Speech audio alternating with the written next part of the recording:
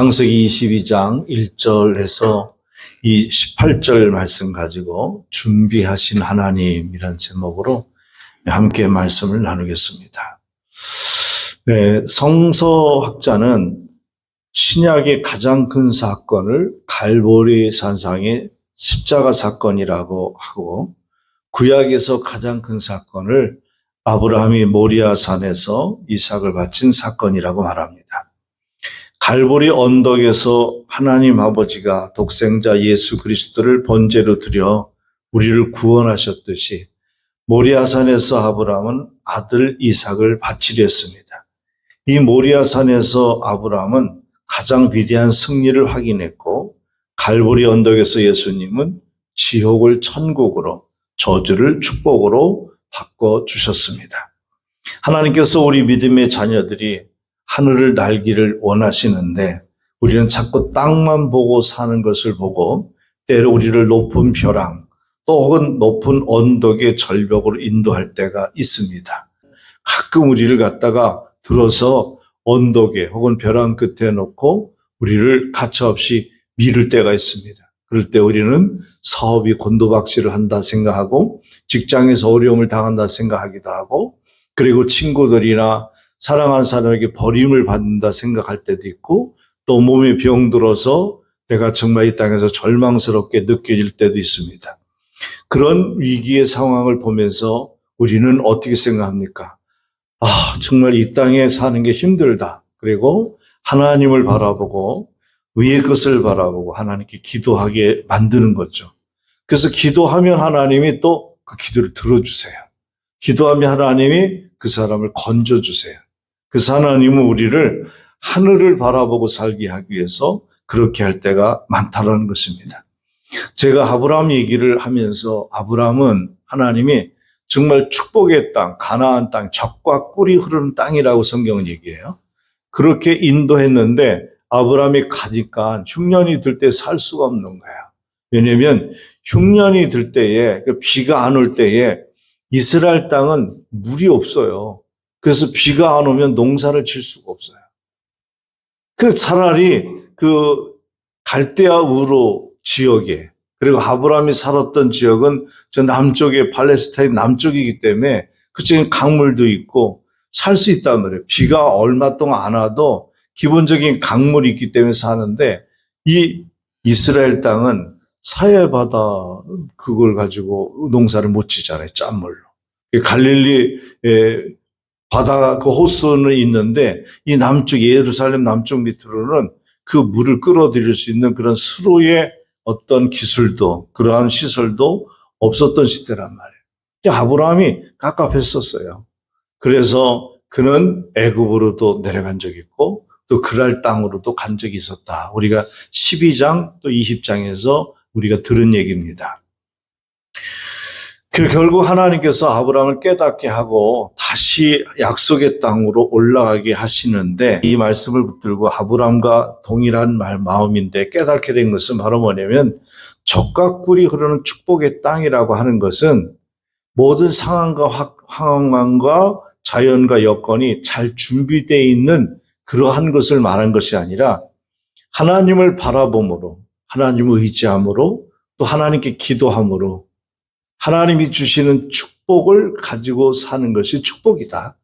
그것이 젖과 꿀이 흐르는 그러한 인생이다라는 것을 깨닫게 하셨다는 거죠. 그렇게 볼 때에 우리는 우리가 지금 처해진 환경과 상황과 여건이 우리의 부유함과 우리의 축복과 우리의 행복의 조건이 되는 것이 아니라, 하나님이 축복해줘야 복이 되는 거고, 하나님이 인도해 주셔야 그 길이 형통하다는 것을 깨닫게 되는 것이죠. 아브라함이 모리아산에서 혹독한 시험을 이기고 하나님을 새롭게 만납니다.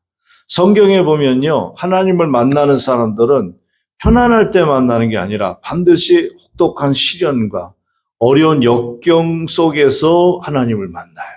그러니까 우리도 어떤 상황 속에서, 내 삶 속에서 어렵고 힘든 일이 생길 때에 하나님을 만날 수 있는 기회다라는 기회를 가진다면 반드시 거기서 하나님을 보게 될 거예요. 이전까지 하나님은 약속하신 하나님, 복을 주시는 하나님, 전능하신 하나님, 그 엘샤다이 하나님이라 그래요. 그러나 이 사건에서 보면 아브라함에게 다가온 하나님은 여호와 이레의 하나님, 준비하시는 하나님으로 아브라함에게 다가왔습니다. 그 여호와 이레는 본래의 뜻은 하나님이 보신다 그런 뜻이에요. 우리는 여호와 이레 하면 하나님이 예비하신다, 하나님이 준비하신다라고 많이 알려져 있는데 본래의 그 히브리어의 원뜻은 하나님이 보신다 그런 뜻을 갖고 있어요.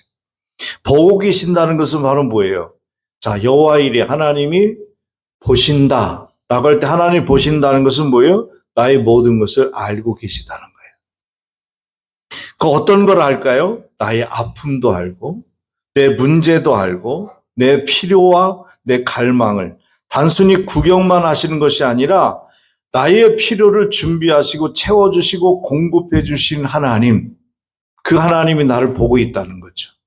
나를 알고 있다는 거죠. 그리고 나를 보고 아시고 어떻게 해요? 나의 필요한 것을 준비하신 하나님이다. 이게 여호와 이레 하나님이에요.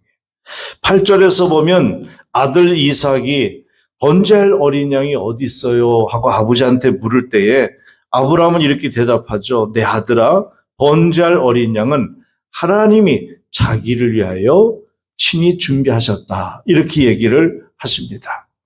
그리고 실제로 하나님은 순양을 준비하셨고 아브라함은 그 장소를 여호와의 산에서 준비되리라 라고 14절에 그렇게 고백합니다. 여호와의 산에서 준비되리라.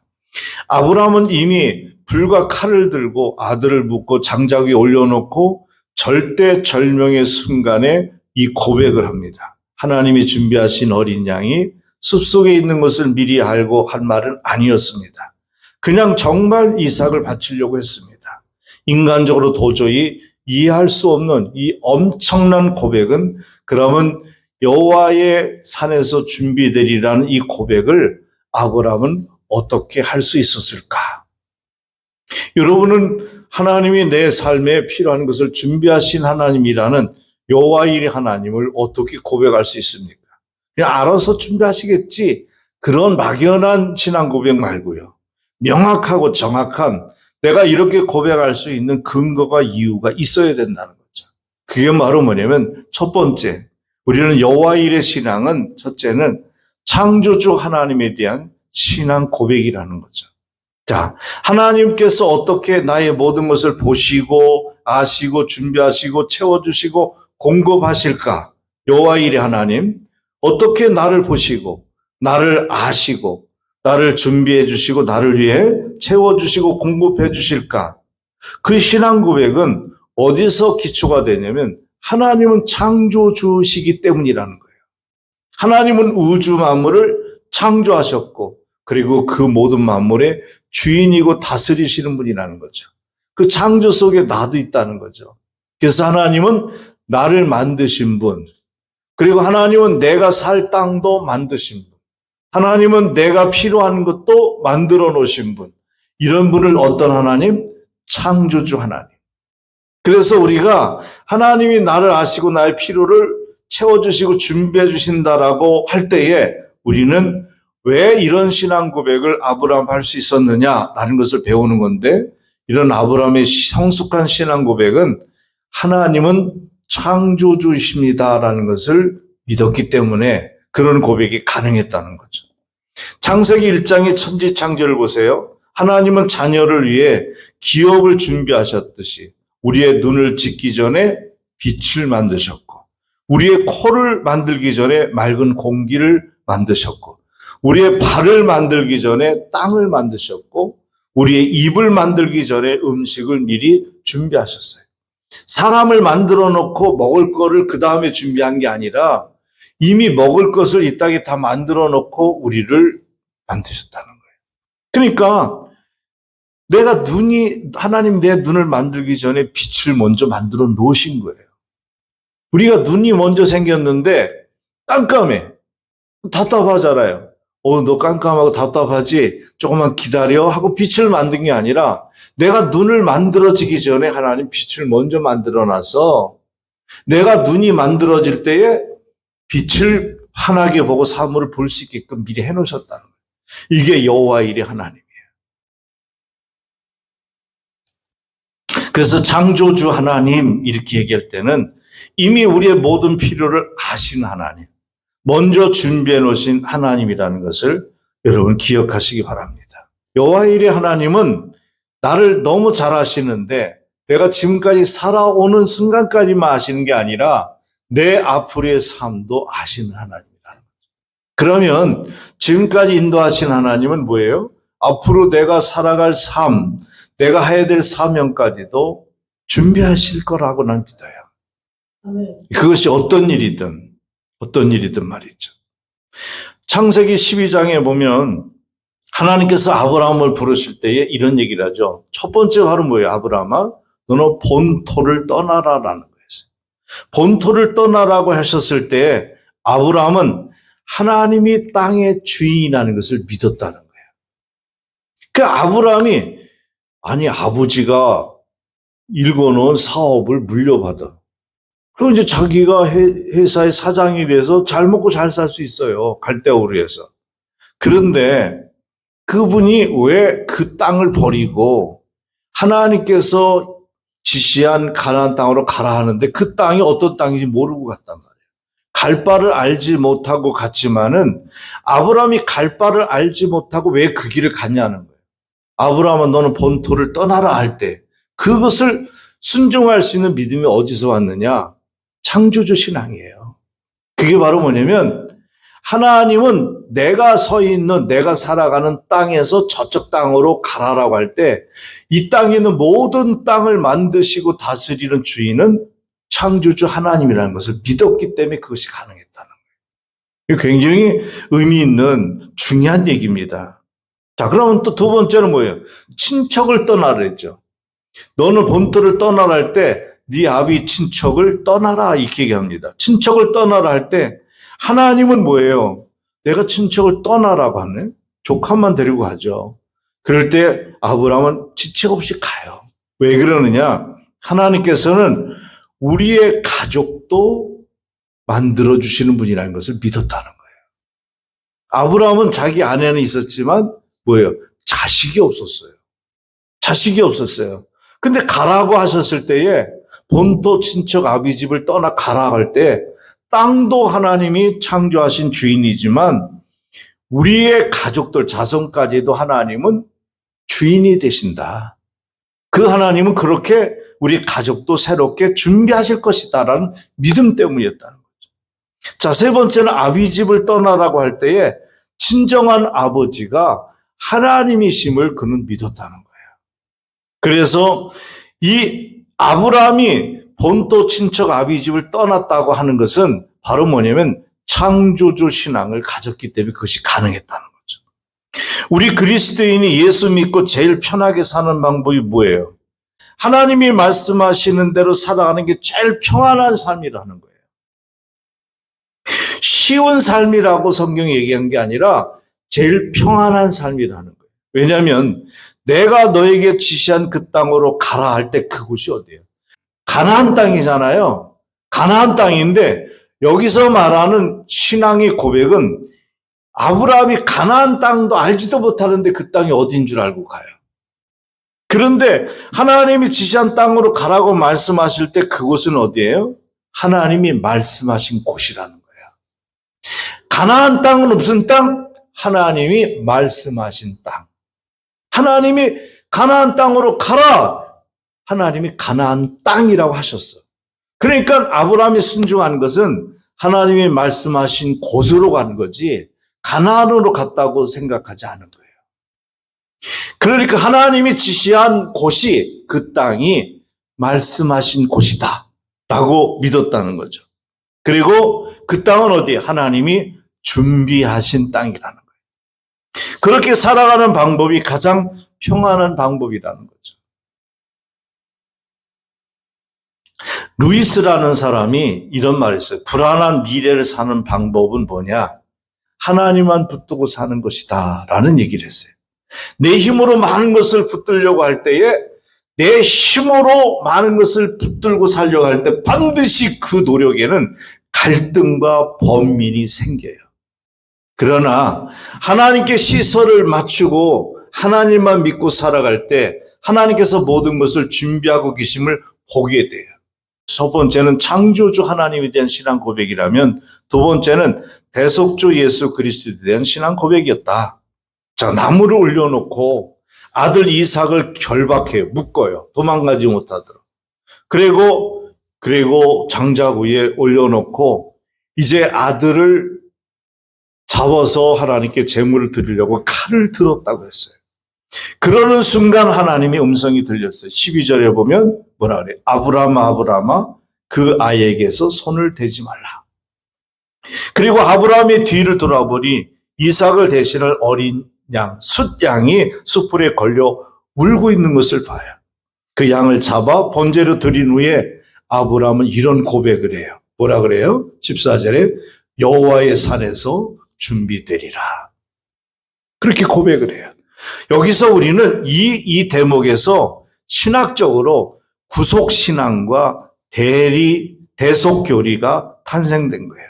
하나님께 드리는 제물에 대체될 수 있는 하나님의 준비가 있었다는 거죠. 내가 죽어야 할 자리에 하나님은 내 죄값으로 내가 죽어야 할 자리에 대체하는 제물을 하나님은 결정하신 게 바로 예수 그리스도의 십자가의 사건이에요.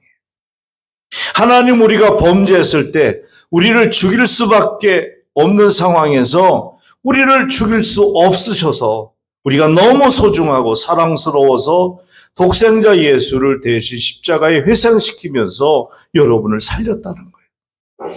이것이 하나님이 준비하신 가장 위대한 선물, 그게 바로 뭐예요? 예수 그리스도예요. 그래서 성탄절은 예수 그리스도의 탄생을 기념하는 거잖아요. 하나님이 우리에게 준 최대의 선물, 그 선물은 바로 뭐예요? 예수 그리스도다라는 거죠. 기억하십시오. 예수님 그분이 죽으심으로 우리가 살았습니다. 그분이 상처를 입음으로 우리가 치유를 받았습니다. 그분이 거절당함으로 우리가 하나님께 용납을 받았습니다. 그분이 저주 덩어리가 됨으로 우리는 복덩어리가 됐습니다. 우리의 참된 주인은 예수 그리스도이십니다. 그분만이 우리의 구세주가 되십니다. 그분 앞에 순수하고 깨끗한 신앙 고백을 해보지 못한 분들은 이렇게 고백해야 됩니다. 당신만이 나의 구세주이십니다. 나의 주님이십니다. 따라서 합시다. 당신만이 나의 구세주이십니다. 나의 주님이십니다. 이런 고백을 우리는 해야 돼요. 세 번째 우리가 나누고 싶은 것은 그럼 여호와의 산에서 준비됐다라는 여호와의 산, 이 모리아 산은 어디냐라는 거예요. 모리아 산은 어디에 준비됐냐? 어딘지 가보면 알겠지만 저는 가봤어요. 성지순례 때 모리아 산에 갔다고요. 모리아 산은 뭐예요? 예루살렘 성전이 세워진 꼭대기예요. 아브라함은 모리아 산에서 여호와 일의 하나님을 만났고 이 산을 여호와의 산이라 이렇게 불러요. 이 엄청난 복은 어디서 준비되어 있습니까? 여호와의 산에서 준비되리라라고 아브라함이 고백한 대로 그대로 여호와의 산에서 준비됐는데 이 모리아 산의 훗날에 뭐가 세워져요? 솔로몬 성전이 세워져요. 이 솔로몬 성전이 세워져요. 이 모리아 산은 훗날에 어떤 역사가 일어나요? 예수님이 십자가에 달린 골고다의 언덕 갈보리 산이 돼요. 그리고 이 얼마나 신비한 역사적인 교훈이 이곳이 결국 뭐가 돼요? 교회가 돼요. 그러니까 뭐예요? 예수님이 서 있는 곳이 교회라는 거예요. 그래서 우리는 교회를 뭐라고 그래요? 예수님의 몸된 성전이라 이렇게 얘기를 하는 거예요. 다 일맥상통하죠? 이게 아브라함 시대 때에 아브라함이 모리아산에서 이삭을 제물로 바친 이 제사의 사건이 결국 예루살렘 성전이 되고 예수님이 십자가에 죽게 되는 갈보리 산상이 되고 오늘날 그곳이 교회가 된 것처럼 바로 여러분이 예배 드리는 이 예배당 공간이 지형적인 것이 아니라 그리스도의 핏값으로 세운 교회이기 때문에 그 교회가 작건 크던 하나님의 교회가 됐다는 것이죠. 그래서 이 교회들은 뭐라?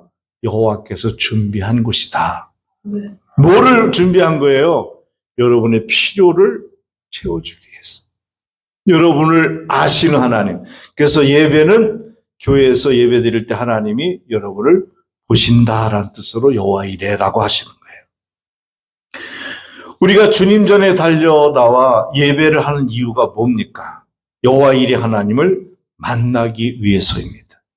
이삭처럼 인생이 무거운 짐, 십자가를 짊어지고 주일마다 달려오는 겁니다. 하나님께서 모든 것을 준비하셨기 때문에, 우리를 기다리고 계시기 때문에 그곳에 우리는 오늘도 온 거예요. 이곳이 여호와의 산에서 하나님은 아브라함에게 이렇게 말씀합니다. 18절에 내 씨로 말미암아 천하 만민이 복을 받으리라. 그리고 17절에는 내 씨가 그 대적의 성문을 차지하리라 이렇게 얘기합니다. 이 말씀은 신약성경 마태복음 16장 18절에 이어지는데 내가 내 교회를 세우리니 음부의 권세가 이기지 못하리라. 구약의 대적의 문을 차지할 것이라는 약속이 신약의 음부의 권세가 이기지 못할 것이라는 말씀과 만납니다. 두 말씀이 만나죠. 그랬을 때에 그 만남 속에서 있었던 베드로가 위대한 고백을 하죠. 뭐예요? 주는 그리스도이시요 살아계신 하나님의 아들이십니다. 그 위에 예수님은 뭐라 그래요? 너의 고백 위에, 너의 믿음 위에, 너의 신앙 고백 위에 교회를 세우겠다. 그리고 이 교회는 음부의 권세가 이기지 못할 것이다. 예수님이 그렇게 얘기하시죠. 그래서 이 교회는 주님의 신부이며 예수님의 몸이며 하나님께서 이 땅에 세운 가장 존귀한 공동체가 되는 것입니다. 하나님은 모리아산에서 교회를 약속하셨고 이 교회를 통해 지옥의 문을 닫고 하늘의 문을 여셨습니다. 여러분, 교회는 내 인생의 필요를 채워주기 위한 수단이라기보다는 교회는 우리가 생명을 걸고 지켜야 할 목적이 있습니다. 믿음의 선진들은 이 신앙을 지키기 위해 목숨을 버린 것입니다. 우리의 믿음의 이 선배들은 그렇게 가난하게 살았던 그 시대의 사람들인데 왜 예수를 부인하지 않고 목숨을 버리며 순교하면서 그 신앙을 지키려고 했을까? 그들이 그 신앙의 순결로 인하여 한국교회가 이렇게 부흥되고 한국이 이렇게 복을 받은 거예요. 사랑하는 여러분, 그래서 이 연약해 보일지 몰라도 지난 2000년 동안 복음의 능력의 물결은 이 땅에 교회를 통해서 세계에 이렇게 많은 역사가 흘러왔고 우리도 130년, 140년 동안에 이 대한민국에 하나님의 복음이 계속 전파되고 있는 거죠. 교회를 존귀하게 여기는 자를 주님은요, 존귀하게 여기신대요. 끝으로 한 가지만 더 드리고 싶은 것은 천하 만민이 복을 받게 되었습니다.